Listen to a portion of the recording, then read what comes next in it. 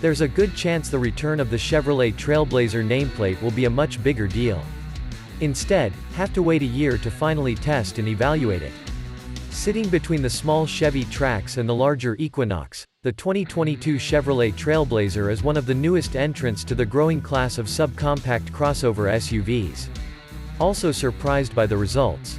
Among its assets is the optional 1.3-liter engine that accelerates the Trailblazer with relative ease, while the suspension provides a comfortable ride and confident cornering.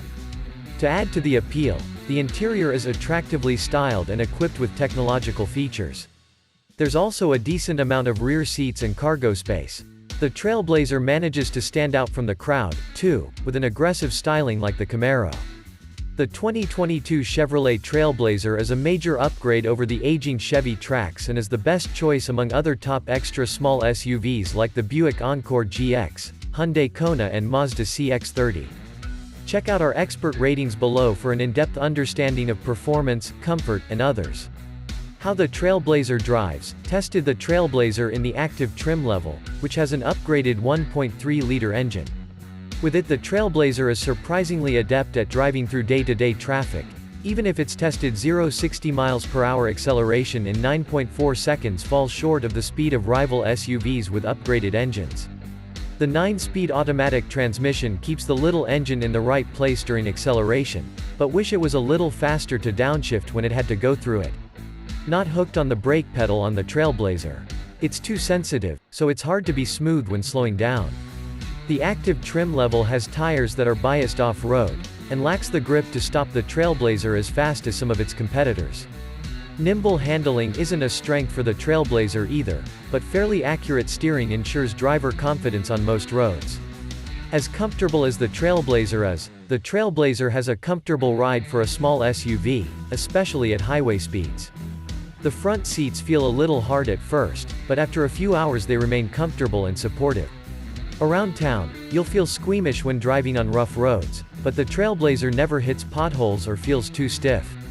On the highway, the Trailblazer demonstrates excellent ride comfort. The 3-cylinder engine, a design known for being a bit rough and noisy, only let out a subtle growl at full speed. Road and wind noise is not too muffled, but also not overwhelming and never tiresome even during long stints behind the wheel. The climate control is easy to use and maintains good control over the cabin temperature. As for the interior, the Trailblazer offers a nice balance of analog and digital controls, and they're all pretty easy to spot at first glance. The Trailblazer's ride height is slightly higher over the compact sedan, so it's easy to open the door and get inside.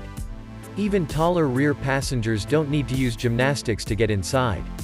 And once there, passengers will find a very spacious rear seat. With the optional panoramic sunroof, there is more than enough headroom for most passengers. The driving position can be adjusted for various preferences, and taller drivers won't feel like sitting too high up.